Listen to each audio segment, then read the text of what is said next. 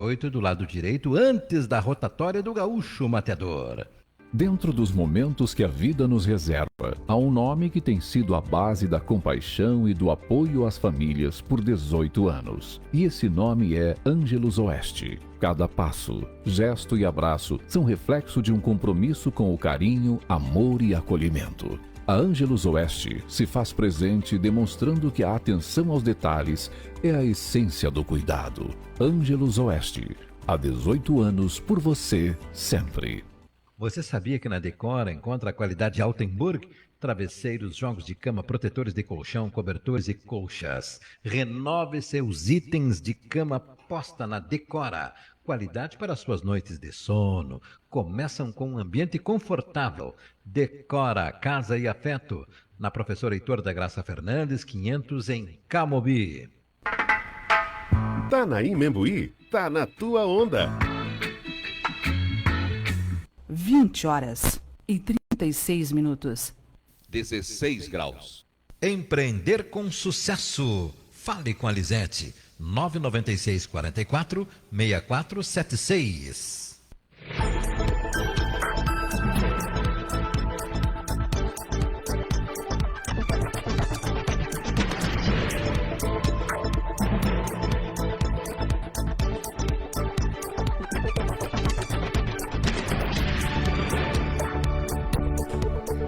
Fiquei com medo. 20 horas e 37 minutos. Estamos de volta aqui no nosso programa Empreender com Sucesso. Nós estamos ao vivo na página da Rádio Membuí.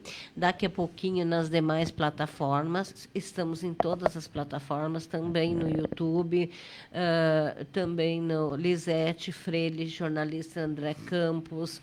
Então, você não tem como não nos assistir. Você pode assistir em qualquer plataforma.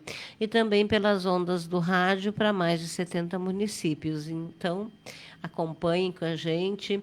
E tenho certeza que você vai gostar muito do programa, porque é uma série que a gente tem aqui apresentado através do seu Lisandro, né, da Serluz, que é sobre a revolução do aço e que tem feito um sucesso muito grande. As pessoas têm gostado muito.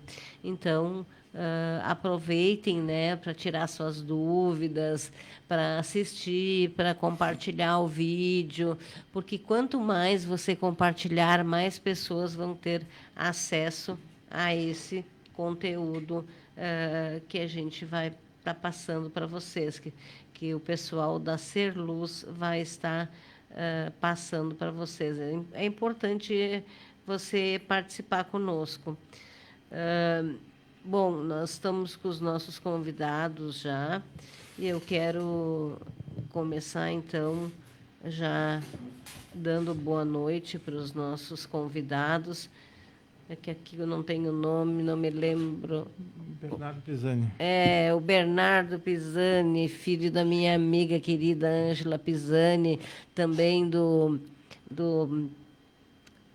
Vilmar Pisani, que são pessoas fantásticas e que convivi muitos anos com eles e tenho um respeito muito grande e uma admiração muito grande, porque são pessoas que têm toda uma trajetória de sucesso e são trabalhadores, e a gente fica feliz de ter ele aqui conosco. Uma boa noite e bem-vindo. Obrigado, Anisete.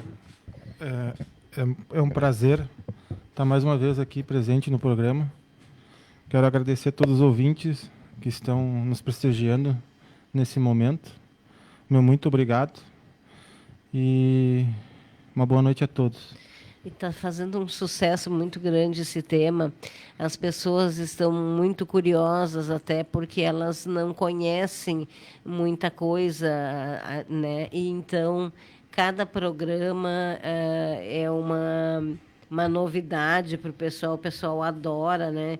Então, eu fico também bem feliz, porque a gente sabe como é bom quando a gente tem pessoas que são pessoas, como é que eu vou dizer para vocês, que trazem temas diferentes. Tanto é que, quando o Lisandro me falou, eu até estranhei, esse tema, né? Eu pensei, mas esse tema...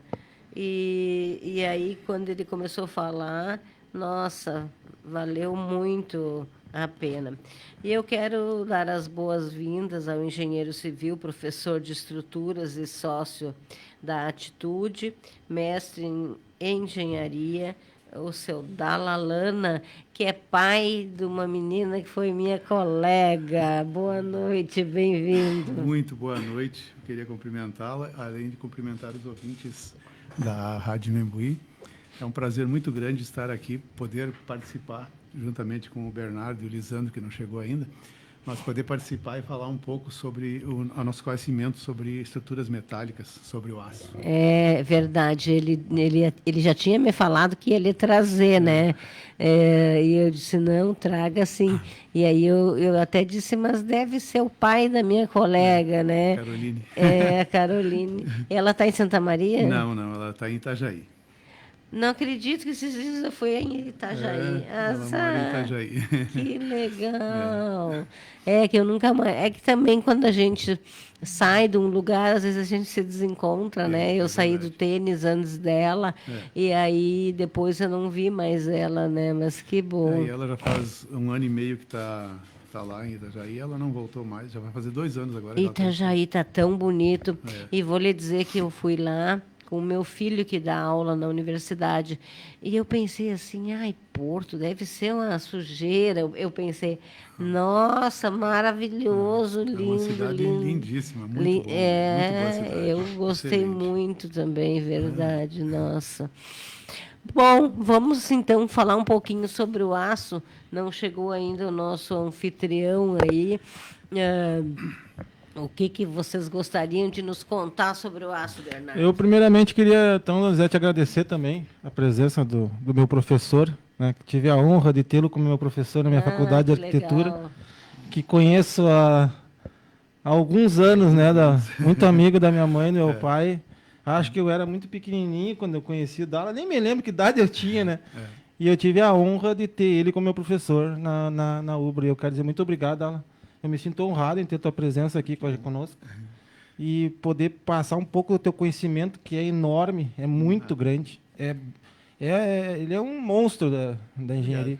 A Ângela sempre falava para mim, eu tenho que falar com o seu Dalalana, não sei o quê, porque quando eu estava no ATC, a gente estava naquela fase de reforma, e a Ângela que fazia, e ela dizia, Lisete tem que ver isso, Lisete tem que ver aquilo, então eu providenciava as coisas, né? Sim. E muito eu ouvia ela falar no seu nome. A gente sempre, quando nos apertávamos em cálculo, quem que vai nos ajudar? O Dala, mais conhecido como a gente, né? E o Dala sempre muito pronto, ativo para tirar, nos ajudar todas as dúvidas. E quando a gente conversou, eles iam trazer o Dala, a gente assim, essa é uma acertada, a gente tira na mosca, que nem diz o outro, né? Então, Dala, muito obrigado por ter vindo aí na rádio com a gente, conosco. Além do Bernardo, o Lisandro também foi meu aluno, né? O Lisandro, o Douglas. O Douglas está sendo meu aluno ainda, né? Ainda falta fazer uma cadeira comigo. E também o Eudes, que esteve aqui, né, que é meu sócio, ele também foi meu aluno, né? Ele falou muito para lhe convidar, ele coisa mais querida, gostei muito também dele. O Eudes é uma pessoa extraordinária também. Tive a honra de ter ele como meu professor orientador no meu trabalho de graduação final da faculdade. Mas o importante, sabe o que é? É justamente isso. Eu acho que esse relacionamento, né, que tu cria com o teu professor, com o teu aluno, isso que faz com que tu possa crescer, evoluir, aprender, né? Eu acho que isso é muito importante, porque muitas vezes o aluno fica meio abandonado e aí acaba que não é aquela mesma coisa, né? Eu não esqueço o dia que eu apresentei o trabalho, o Lisandro me olhou para mim assim, então terminou. E eu disse, depende, pelo lado bom, pelo lado ruim, né? Pelo lado bom, terminei uma guerra, uma luta que eu tive durante anos, né? Mas pelo lado ruim, que eu tive me afastar das pessoas, do convívio, né? Porque o convívio de estar diariamente ali dentro, aprendendo e adquirindo mais conhecimento cada vez mais, é muito bom isso. E tu ter pessoas do gabarito do Dala, do Eudes, da Ana, do professor João, que são pessoas extraordinárias ali dentro da UBRA, que estão dispostas a nos ajudar sempre, é muito bom. A UBRA hoje joia. tem professores maravilhosos ali. Sim, eu vi por vocês, assim, né? Porque, por exemplo, o Bernardo, eu não tinha amizade com ele, mas eu conhecia por causa da Ângela, né? A Ângela sempre fazia, esse aqui é meu filho, essa aqui é a Bianca, minha filha. Então, tu vai conhecendo. E também pelo o Lisandro. Então, a gente sabe, né, que da importância que tem ter um bom professor e para a gente aprender. Até porque eu acho que o trabalho de vocês eu não seria capaz de fazer porque é difícil, porque cálculo não é fácil, meu Deus do céu. Realmente, tem dons, né? A pessoa tem um dom. Eu tenho muita facilidade em cálculo, sempre tive, Que né? bom, em matemática, né? Desde sempre, né? Então, para mim é uma coisa que se torna fácil, mas eu percebo que realmente muitos alunos têm dificuldade na questão de cálculo. E eu já sou o contrário, eu sou boa no português. Português eu amo. Se tu me pedir para fazer qualquer coisa no português, eu vou. Mas na matemática, nada. Eu confesso que eu tive muita dificuldade. Aprendi muita coisa com o professor Dalla. Com uma tremenda de uma paciência, explicando para a gente, é assim, assim, assado. Eu demorei. Quando eles, a famosa gíria da faculdade, tomei pau no início do semestre, mas com muita luta e vontade de querer aprender e fazer a coisa certa, a gente vai indo. Seu Dalla, o que o senhor sugere, assim, dar uma dica sobre o aço? O que tem de inovador hoje? O que a gente poderia ver como... O que eu vejo, assim, com relação às estruturas de aço, é que existe uma cultura no Brasil que não se usa muito o aço como estrutura, né? Em outros países, como, por exemplo, Estados Unidos, a Europa, o aço ele é utilizado com muito mais intensidade que no Brasil. Eu acredito que seja somente por uma questão de cultura, porque, na realidade, as estruturas de aço ela têm muitas vantagens sobre as estruturas de concreto. Por exemplo, uma estrutura leve, né, a estrutura estrutura metálica é uma estrutura muito mais leve em relação à estrutura de concreto, né? Pelo fato dela ser mais esbelta. Isso, consequentemente, dá um peso para a estrutura e também um peso para as fundações bastante menor do que no caso de uma estrutura de concreto. Fica difícil de ficar comparando, né? Mas para a gente poder dizer que a estrutura metálica é uma coisa boa, a gente tem que comparar com o que a gente usa frequentemente aqui no Brasil. O que se usa muito mais são as estruturas de concreto. Então, a gente tem, por exemplo, além de ser uma estrutura mais leve, e a gente consegue fazer vãos maiores, né? Vãos de 15, 20, 30 metros, que para a estrutura de concreto seriam elementos muito grandes, né? Por exemplo, se tem uma regra que se diz que um vão, por exemplo, é 1/10 do vão se dá a altura de uma viga de concreto. Então, imaginemos que a gente tem dois pilares a 8 metros de distância um do outro. Então, se fôssemos fazer isso aí de concreto, daria em torno de 80 centímetros uma altura de uma viga, né? Uma estrutura metálica se consegue aí com 40 até menos, né? O Lisandro não me deixa mentir. Que é Aliás, boa noite, Lisandro. Boa Seja noite, bem-vindo. aí, pessoal. Tudo bem? Boa noite. Nosso ouvinte aí, internauta, né? Prazer em tê-lo aqui, Dalla.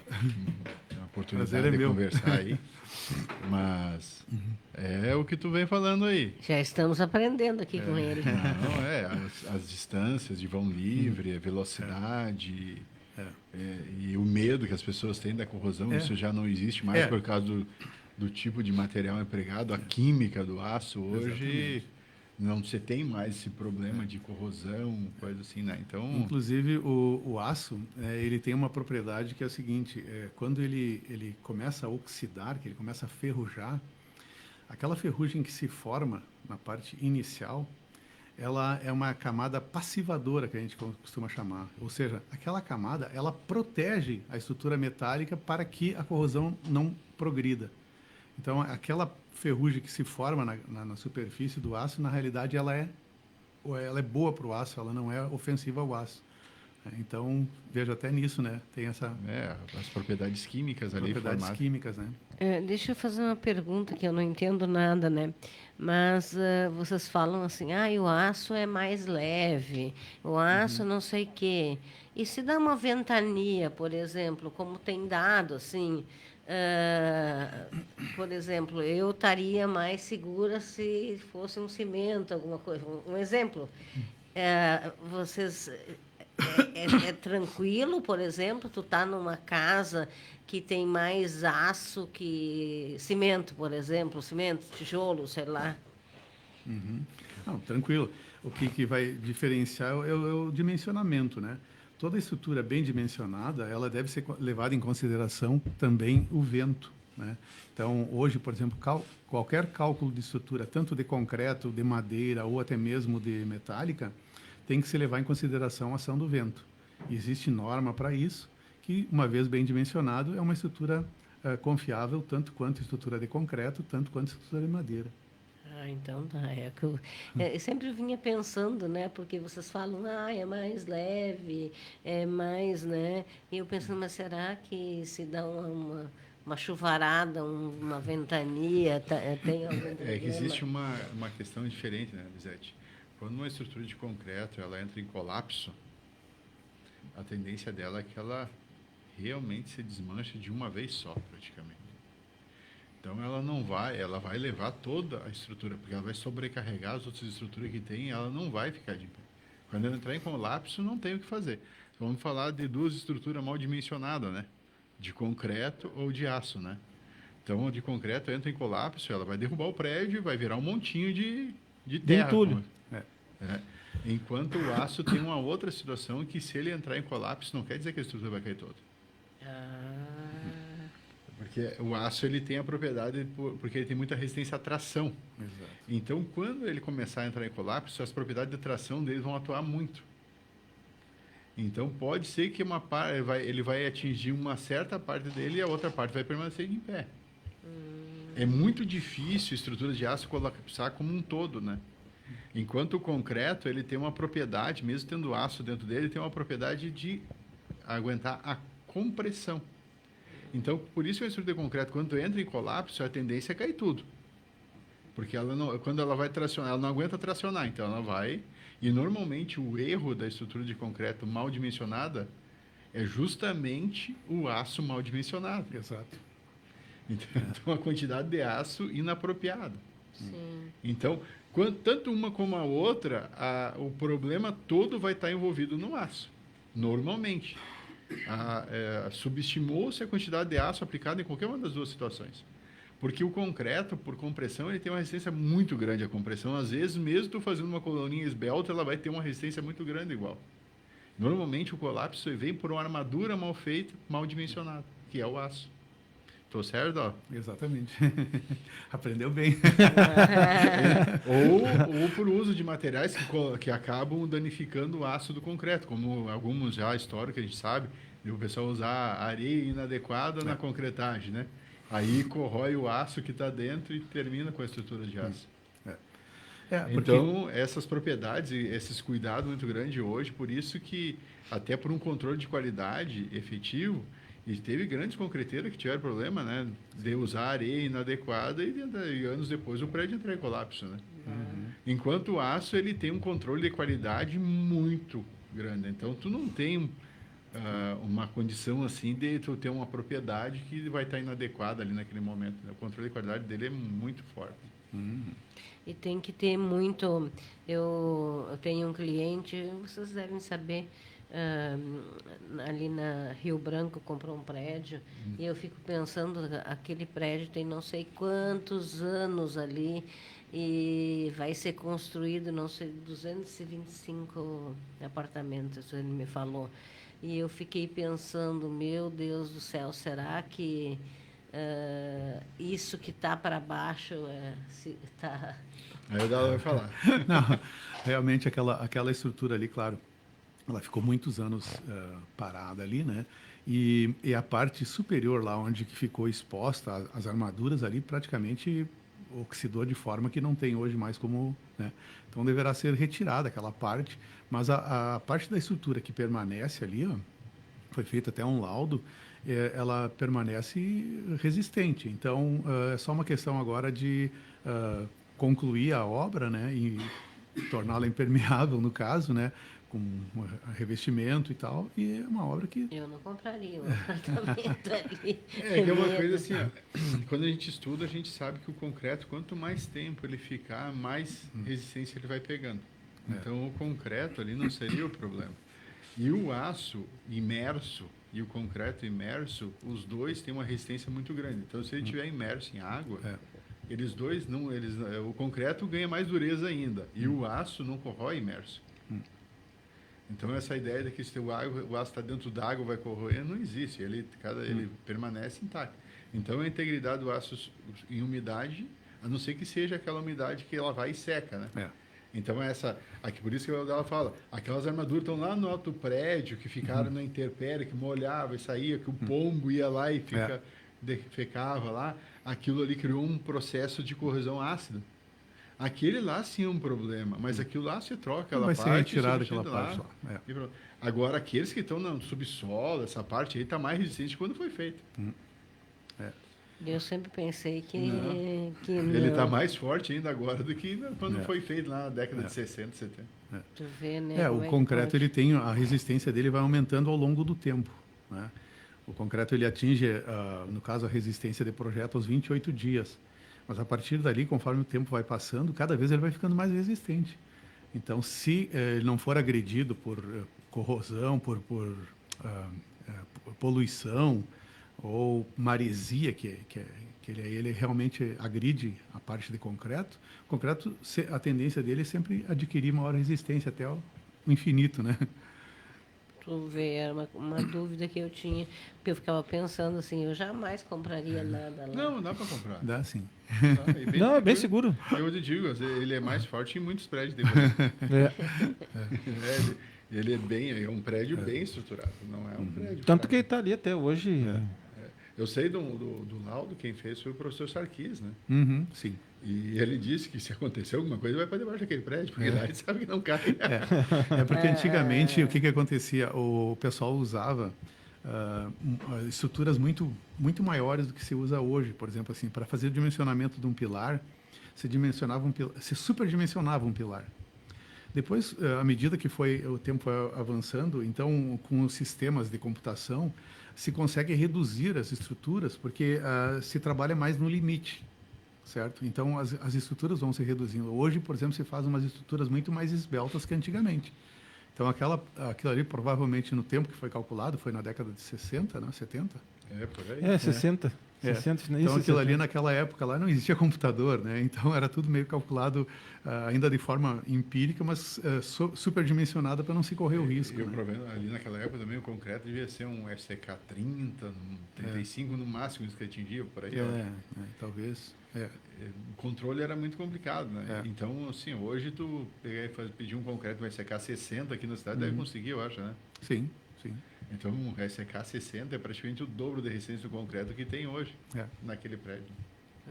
Por isso que tu consegue reduzir mais a estrutura, porque tu tem outras tecnologias envolvidas. Mas aquele concreto lá deve estar com SK bem forte já. Depois desse tempo. Provavelmente sim. Eu fui lá ver, porque ele é meu cliente desde o primeiro dia do meu programa, há 6 anos atrás.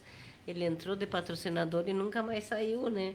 Então, em seguida, ele me chama, diz, vem ver tal coisa, vem ver não sei o quê.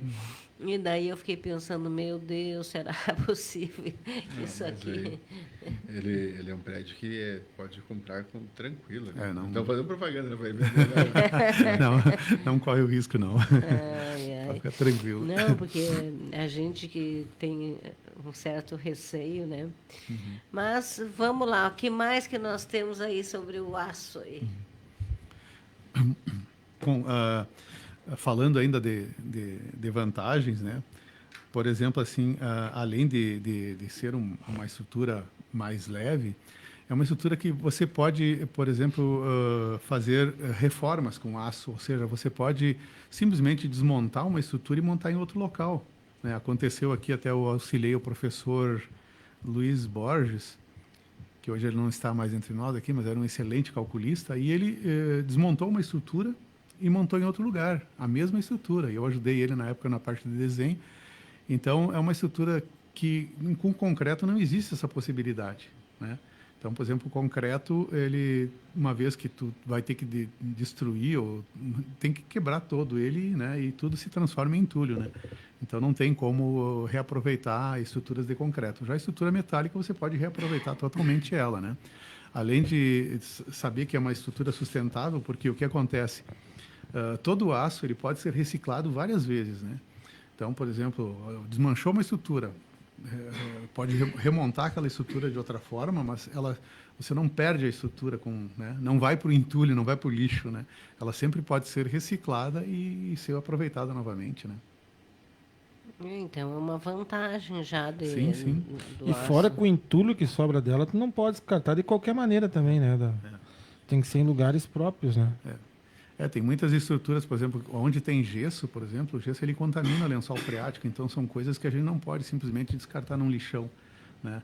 Então, já isso aí na estrutura metálica, ela toda vai para reciclagem, então não existe o entulho, né, da estrutura metálica propriamente dito. E o aço aqui tem... se tu vai levar para reciclar, tem aqui em Santa Maria? Não, tem que mandar para outro lugar?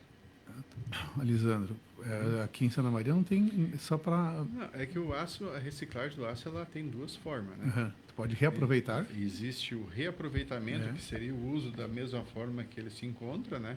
Por exemplo, tu pode tirar uma coisa e fazer uma outra coisa. Então, tu vai desmanchar uma estrutura de viga I lá, né? Viga W, que a gente conhece por viga W mais, e aí é o outro modelo. Mas o povo mais conhece por viga I, aquela viga. Ela provavelmente, para ela perder o uso dela para ir para derreter e fazer um outro material a partir dela, ela vai passar por vários processos antes. Então, normalmente como elas são construções de grandes vãos ou que usam um tamanho longo dessas peças, normalmente elas reaproveitam para reconstruir outra coisa. Né? Então, o aço que vai realmente para a reciclagem é praticamente o resíduo de tudo que é coisa. Cortei um pedacinho de viga, cortei um pedacinho. Começa a ficar muito pequeno isso. Ao ponto de que, vamos dizer, as chamadas sucatas industriais, eles ficam com um retalho de chapas, de perfis, de ferro, até certo tamanho. Eles não vendem esse material para derreter e fazer outro material. Então, existe uma circulação muito grande daquele material até realmente ele chegar ao ponto de ir para derreter. Então, ele tem um ciclo de vida muito longo, né? Então, essas coisas assim, quando tu desmancha uma coisa, é muito raro ela pegar, vai ter um ciclo de vida bem longínquo. Né? Então, tu pega uma chapa de aço, vamos dizer, um exemplo assim, ó. Vamos dizer que tu desmanche uma balsa, né, que tem uma chapa aí de 1,2 milímetros, elas são picadas para de tamanho de uso que vai para a indústria. Então, assim, para te derreter realmente o material, transformar num material novo, ele já está perdendo todas as funções, já ficou pequeno, que não dá para aproveitar, ou tem uma corrosão muito grande por um determinado agente, né? Senão, ela vai ter um ciclo de vida muito longo, de reaproveitamento em cima do reaproveitamento daquele material. Principalmente quando se fala de materiais com espessuras mais grossas, materiais mais pesados, né? Para depois, como eu digo, virar prego. Chegar ao ponto dele. Então a gente tem um ciclo de vida muito longo, né? Então é uma coisa que tu acaba gerando uma economia imensa ao meio ambiente, né? Não, e que bom que, por exemplo, tem essa durabilidade, porque tu pode reaproveitar para alguma outra coisa, né? Sim, então, é uma tendência. Até se a gente for lá na indústria, vai ver o nosso pátio cheio de aço, assim, tu fica pensando assim, não, mas por que isso aqui está aqui? Porque tudo vai ser usado ainda. Em algum momento ele vai surgir a oportunidade de pegar e ele vai reduzir o tamanho até o ponto de dizer assim, não vale a pena mais permanecer com ele aqui. Vai para sucata e vai para derreter, vai para siderúrgica daí, né? Senão tu vai vendo lá vários e vários materiais assim espalhados pelo pátio, que são materiais que estão separados por tamanhos de lotes, né? Os tipos de materiais estão tudo separados, assim. Aí tu olha assim, parece um monte de sucata, mas na verdade são tudo materiais lá que se for ver, tem um valor imenso. Porque se tu vai comprar um aço novo hoje, tu vai pagar em torno de R$ 8 a R$ 9 o quilo, dependendo do tipo de material. Se tu pegar aquele material que tu vê gerar um descarte para ele, tu vai receber em torno de 30 centavos por quilo por ele. Então, é muito baixo. E, no entanto, tu pode permanecer com ele ali, né? E poder pegar, às vezes gastar para comprar um novo, tu usa aquele lá, que tu vai usar um pedaço pequeno, tu reaproveita e continua reaproveitando. O material que já foi comprado, né? E foi pago R$ 8. Sim. Então, são ciclos, né, do aço que tu vai indo, vai esgotando todas as possibilidades dele. Muito bom. Pensando sobre essa forma, é excelente, porque, como tu disseste, né? Se tu vai vender a 30 centavos, imagina, não tem cabimento, né? Não, mas é que chega um momento que aquilo vai ter não que ir, tem, não tem mais o que fazer. Mas eu digo assim, se tu puder, a maioria não fazer isso, tu tá no lucro, né? Ainda. São possibilidades. Se tu pegar uma indústria metalúrgica, que nem a gente tem, quase todas elas têm esses depósitos assim. Não é uma particularidade nossa, né? Todos têm o depósito daquele material que serve para fazer certas coisas. Então, tu vai ter aquelas possibilidades, né? Qual a diferença do aço e do alumínio? E aí, Dal? São materiais bem diferentes, né? A partir da resistência, por exemplo, o alumínio, ele é jamais utilizado como elemento, por exemplo, para aberturas, né? Ele não tem a resistência no caso do aço, mas ele tem algumas vantagens, como, por exemplo, ele não enferruja, uma vez anodizado, ele não precisa mais de pintura, né? Então, são várias as diferenças, são materiais totalmente leve, diferentes, né? É bem mais leve também, né? Então, para determinadas utilizações, o alumínio ele se torna bem mais interessante, como o caso de aberturas, né? E no caso de estruturas, assim, daí realmente o aço é bem melhor. Ele tem mais resistência e se consegue fazer praticamente quase todo o tipo de estrutura, né? Sim, perfeito. O manuseio do aço ele é mais simples, né? Então tu tem processo de soldagem mais simples. Não que dá para usar alumínio, né, como estrutura, mas só que também se torna um material muito mais caro. Tanto que a gente tem na tabela periódica, a gente fala sobre materiais ferrosos e o alumínio ele é um material não ferroso, né? Ele está dentro de uma outra propriedade, né? Então, tanto que ele é um material mais nobre, considerado também, né? Então, a gente vai estar ali, o alumínio vai estar na tabela onde está o cobre, onde vai estar o zinco, vai estar o manganês, ele está dentro. Mas são materiais que têm ligas não metálicas.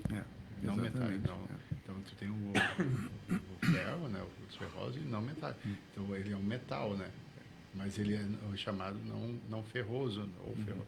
Então, são propriedades diferentes. É que nem tu tem o aço inox, né? Tu tem aço inox que eles são aço inox mais nobre, né? Tanto que o aço inox é muito interessante, ele não tem propriedades magnéticas, dependendo do tipo. Tanto que se tu for fazer uma prótese, basicamente, às vezes tem próteses que são à base de aço inox. Por quê?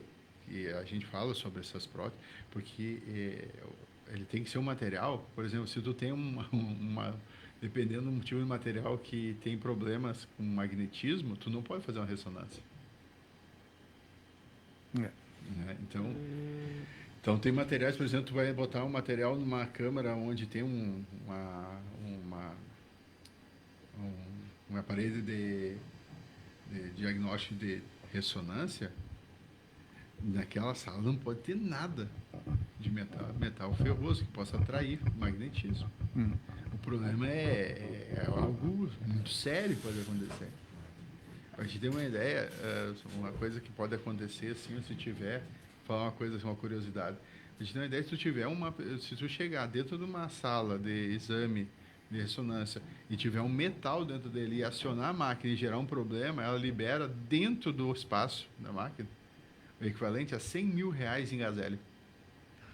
Jesus, eu fiz um essa semana. Então, só que assim, eles têm que aplicar no sistema de segurança de controle.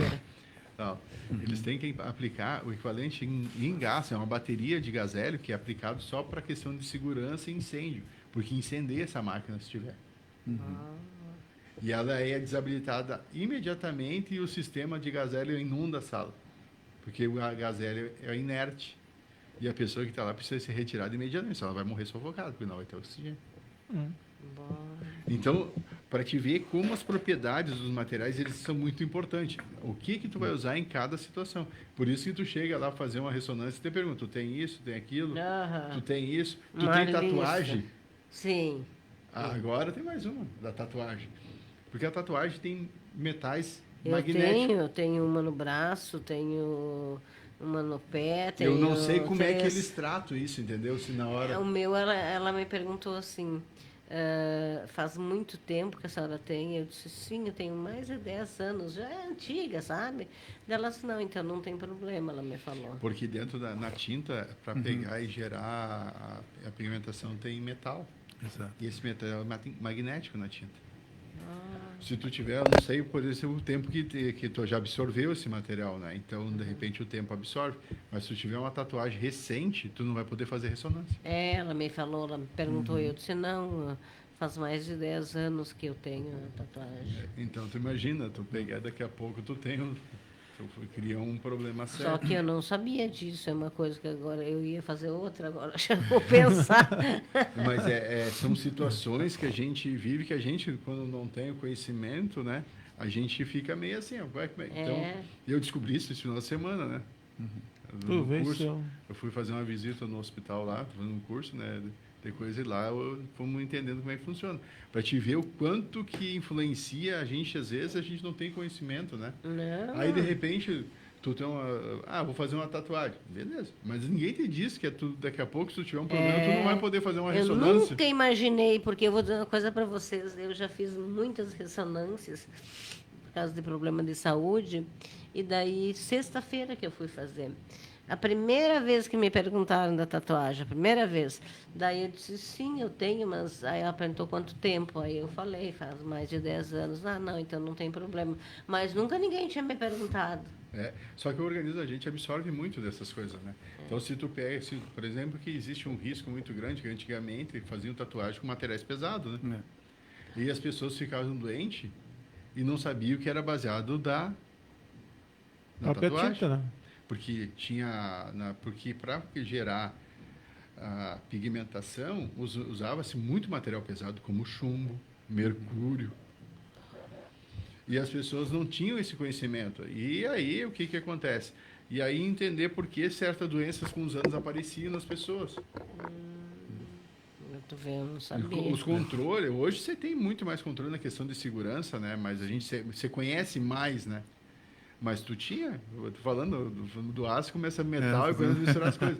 Mas são coisas assim, ó, a gente absorve o ferro pela pele, pode ter uma contaminação por ferro, por excesso. Então, o que acontece? Mas o ferro, para a gente absorver, normalmente a gente precisa aplicar, deixar ele numa condição que ele fica ionizado, né? Porque senão o corpo da gente não absorve, o sangue não absorve. Ele tem que ficar com -1, uma coisa assim, a ideia é química, né? Mas daí, então, o que acontece assim, ó? Então, o ferro, o corpo da gente precisa. Mas não adianta tu cheirar ferro, chupar ferro, não vai adiantar. Não vai funcionar. Não adianta fazer sopa de prego que não dá, né?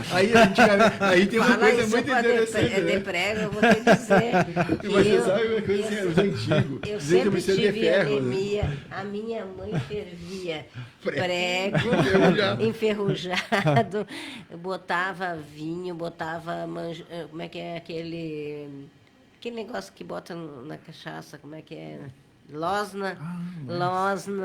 Era um monte de coisa errada que ela botava, canela, cravo, e aquilo ela fervia tudo, e todo dia tinha que tomar uma colherinha daquilo. A questão é a seguinte, eu não sei por que acontecia, mas pode que com todas essas misturas, querendo ácido, base, alguma coisa que gerava dentro daquele conjunto de coisas, pode deixar o ferro ionizado. E aí o corpo absorvia. Então o antigo ele não estava totalmente errado. Mas a gente, claro, eu teria que ter estudos para entender o que acontecia nesse princípio. Mas o princípio é o seguinte, porque muitas reações tu consegue fazer com ácido, consegue fazer com ácido base. E se tu pegar e for ver daqui a pouco na losna ou, de repente, nesses materiais como mel, fazia uma xaropada. Botava, era uma xaropada. E aquilo ali, daqui a pouco, reagia com o ferro e deixava ele em condição do corpo absorver. Não tá, porque tinha tudo uma coisa. Só que nem sabia o que estava fazendo, né? Não sabia, mas antigamente era tudo diferente. Era a base da bruxaria.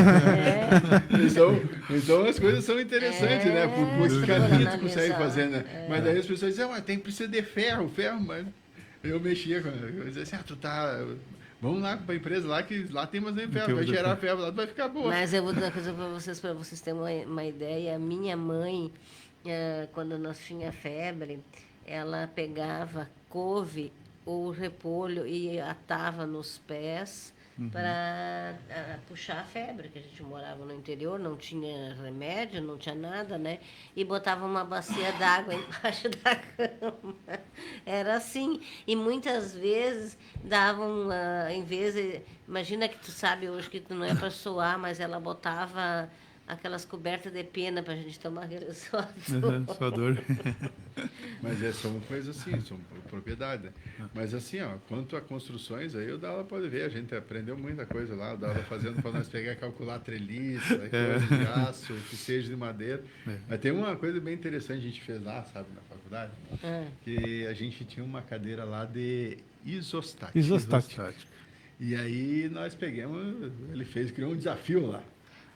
Que legal. Muito legal o desafio. Não sei se ele continua fazendo os desafios. Agora, vou recomeçar agora. Não deixa parar, aquilo ali é legal, é muito bom aquilo ali. A gente se mobilizava lá e fazia. Vamos deixar ele contar um pouquinho. A gente fazia um concurso para ver quem fizesse uma ponte com palitos de picolé que resistisse a maior quantidade de peso. Aí tinha nota para quem ganhasse o primeiro lugar, o segundo e o terceiro lugar. Olha só. Então o pessoal tinha tinha uma regra que dizia o vão que tinha que ter a ponte, né? O peso, senão usava um peso muito elevado, né? E o material era somente palito de picolé e cola, só isso. Não podia usar arame, nada, ferro, corda, nada, né? E a gente teve pontes lá que aguentaram mais de 100 quilos. Era 1,10 m eu fui aumentando. Né? Quando começou a primeira vez que eu fiz o concurso, eu fiz com 80 centímetros. Achei muito pouco. Vamos para 90, depois para 1 metro. Depois chegamos em 1,10 m, né? Que foi a última vez que eu corri. Aí depois começou a pandemia, a gente não fez mais, né? Porque... Acho que nós somos a última turma, não foi? Não, acho que teve mais uma. Não, teve mais uma que foram perguntar para nós na faculdade como é que fazia para fazer a ponte. Mas era assim, o dia que tinha o concurso lá, se juntavam todos os alunos, né?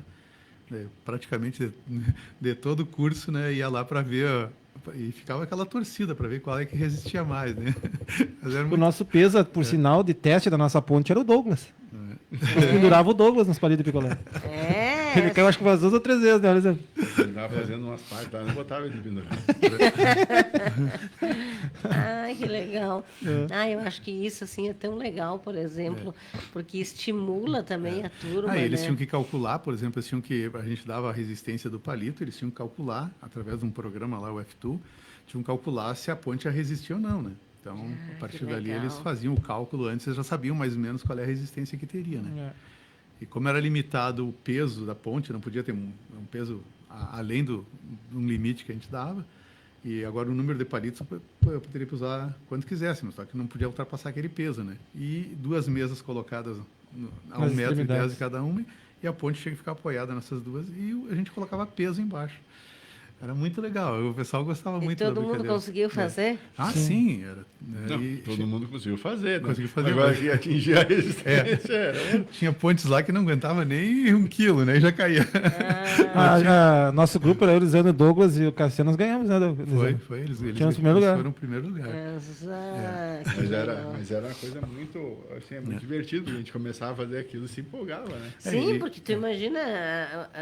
Claro que tu vai te empolgar, né? Porque tu quer dar o teu melhor, tu quer conseguir, né? O objetivo. E foi legal porque num dos semestres a gente tinha pouco tempo lá no calendário, deu muitos feriados e coisas igual. Esse semestre não vai ter o concurso da ponte. Os alunos me cercaram lá, nós queremos fazer o concurso da ponte. Aí eu tive que fazer. Não tive como escapar. Era muito né? legal. E agora eu retomei a disciplina, né? Porque não estava mais nessa disciplina, agora ela virou, não é mais isostática, agora é sistemas 1, né? Então eu retomei a disciplina, provavelmente eu venho a fazer de novo, que era muito interessante, os alunos gostavam muito de participar. Muito legal. Além de ser muito legal tu fazer, a gente se reunia no final de semana, e à noite, assim para montar, para estudar, para calcular e correr atrás do material e vamos. E é uma questão assim que a gente traz aquela realidade para a vida da gente, né? Então, quando eu estava construindo aquela ponte, eu praticamente dizia assim, não, isso aí não vamos ganhar. Né? Eu para variar, precisava de um ponto a mais na média, né? Eles diziam assim, quanto tá precisando? Estou precisando de um ponto. Então nós vamos tirar um ponto. Pode ficar tranquilo. Pode dizer que pode dizer pro Dal lá que tu vai passar o semestre dele. Então, são coisas assim que a gente traz para a realidade, né? E tu percebe como é que as coisas funcionam, né? Então, a estrutura metálica, ela trabalha por muita tração e tem partes dela que trabalham por compressão. Mas aí tu tem que entender os materiais, como é que ele reage, né? Então, tu começa a ver um materialista, começa a ver uma estrutura, tu vai entender que, se acontecer isso, o que vai acontecer nela, né? Ou tu pega um grande prédio, como é que se o vento se jogar nessa ponta, qual é a consequência no conjunto todo, né? E essas realidades, elas se influenciam tanto na construção metálica quanto na construção de concreto. Né? Então, isso para todas as construções, ela tem um efeito. Né? E o interessante é que ela mostrava exatamente onde ela rompia, né? O legal de ver também onde ela rompia, o porquê que ela rompia, o que levava. Nós fomos até romper ali, né? Nós botamos com todos os... eu quebrava todas elas, né? Eu botava peso até quebrar, para ver quanto que existia, né? O barulho, o estouro era muito legal. O pessoal já aprende, né? Já vê como funciona, porque tu não simplesmente tu faz, tu tem que fazer e saber o porquê que tá rompendo, o que foi que rompeu, onde que rompeu, por que tu não poderia melhorar ali onde rompeu, o que foi que aconteceu. Isso era muito legal também. Olha, até eu já fiquei encantada. A faculdade de arquitetura, ela é sensacional. Então o meio que a gente vive, o aço, está tudo ligado a como é que as coisas se comportam. Seja um palito de picolé ou seja uma grande estrutura. A consequência de um erro é o mesmo. É o mesmo. Né? Só a fatalidade que muda. E a escala, né? E a escala. A escala de danos é bem diferente também. Mas então é o seguinte, que a escala que eu digo é fatalidade. Porque fatalidade. Ali a gente entende. Se eu fizer um modelo que nem fazer um túnel do vento, essas coisas, que como é que a estrutura se comportar, né? É a mesma ideia quando a gente cria um modelo e vai testar a resistência dele. Um exemplo forte é a passarela que tu fizeste lá. Sim, a passarela a gente fez um teste de carga nela. É a mesma ideia, só que num tamanho real, né? Sim. Então a gente, para botar ela lá em cima, a gente preocupado para ver como é que essas coisas como é que isso se comportar, a gente fez um teste de carga. Foi feito muito estudo, né? Naquilo ali. Bastante estudo, bastante tempo. Lindo, nossa senhora. Aí chegou lá nos dias que ela estava pronta para pegar e passar para a próxima etapa, a gente botou vários toneladas em cima dela para testar. Sim. Pesos que jamais vão atingir. Ela vai operar naquela carga. Lisandra, agora ela tá, por exemplo, assim, é só entre os prédios. Não tem mais como tu ir ali ver, né? Ver. Por exemplo, assim, quando estavam logo ali, eu ia lá em cima dar uma olhada, agora não, né? Agora eu acho que é só para entre os moradores? Eu não sei, a gente teve lá esses dias que foi solicitado para ver, mas a gente, uma questão de acesso mesmo, né? Mas eu não sei como é que está a questão de visitação, se ela tem essa abertura. Me parece que agora é só para quem mora ali. Daí... Na verdade, é uma questão assim, porque teria que ter um controle muito grande de quem tu vai liberando para acessar, e às vezes o próprio econômico não quer essa situação de pessoa estranha, né? Não, isso é isso aí, né? Porque uma pessoa que tu não conhece vai entrar, é complicado, né? Era para ter outra passarela, que no fim não vai sair na cidade, né? Não sei, tem uma prevista mais que eu sei, mas ela tá para 2028. Tem Tem uma para 2028, maior que ela. Maior? Vamos ter que estudar ela ou não? Já fizemos um estudo para ela. Olha aí. Que legal. É isso aí. Esse aí é ligeiro. Esse aí é um spoiler, tá? De primeira mão aí. Mas não dá para comentar porque... Eu só estou dizendo que tem. Né? Eu ouvi falar mesmo. Eu ouvi falar que ia ter uma passarela, mas não me interessei na hora, não perguntei, porque a gente não estava... Tá, mas não é do mesmo. Não, eu sei que não é do mesmo. Mas eu ouvi dizer, né, que ia ter, mas nunca, não perguntei. O impressionante é que elas vão ficar bem próximas da outra. Mas vai ser... Tá, Lisandro, não dá tanto spoiler aí, senão não vai dar novidade. Não, né? mas não tem. Ninguém vai saber, ninguém vai saber. É que a gente não dá para pegar e abrir certas coisas porque é complicado, né? Sim. Mas que vai ter outra, vai. E ela é maior. Certamente isso aí só pode ser feito em estrutura metálica, né? Porque concreto já ficaria quase que inviável em função a gente pegou do e fez peso, os né? cálculos de carga dela já, né? Para poder fazer o estrutural do prédio de acordo já. Certo. Então, a coisa vai acontecer. Ela já está definida o que acontece. Me perdoe. Vou lá trabalhar na Serluz também, junto com a...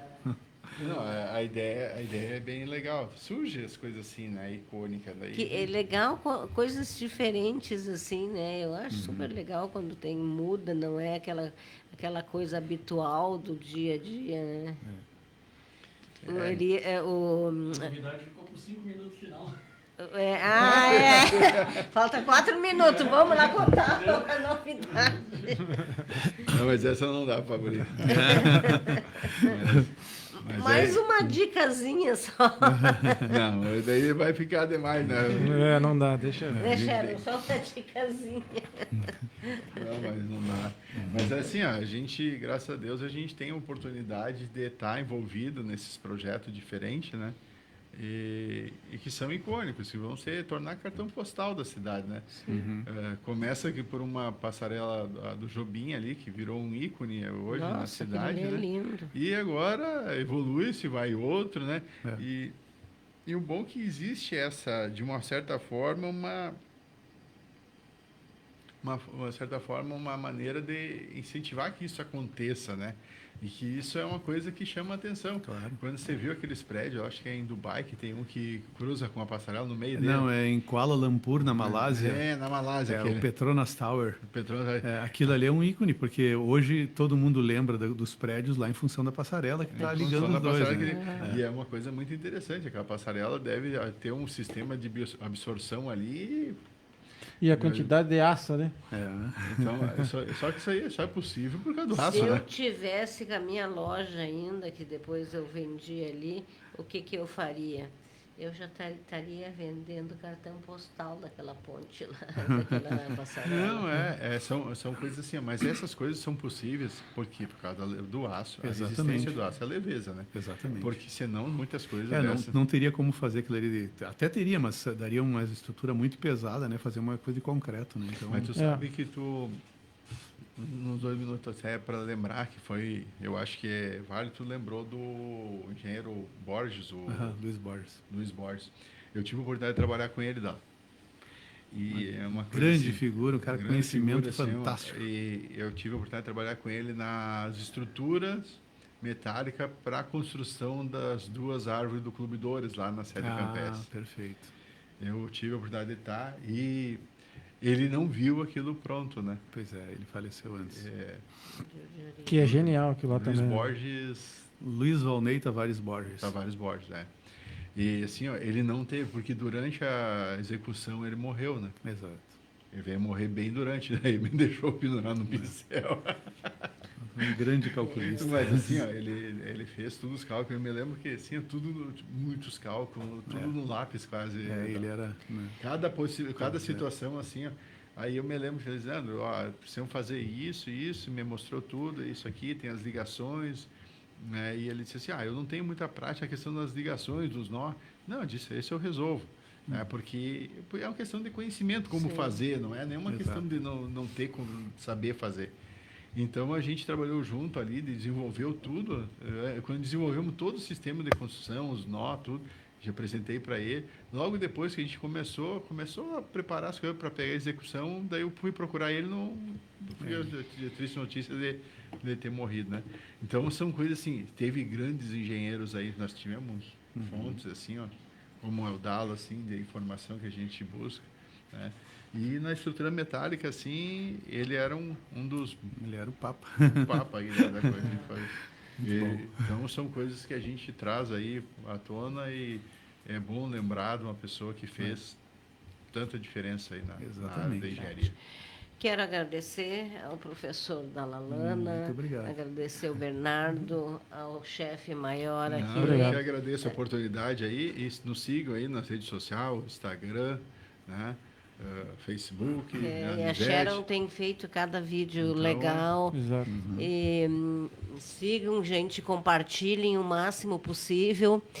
E a gente vai encerrar e vocês vão continuar compartilhando, porque agora nós temos Isaías Romero. Imembuí é a evolução.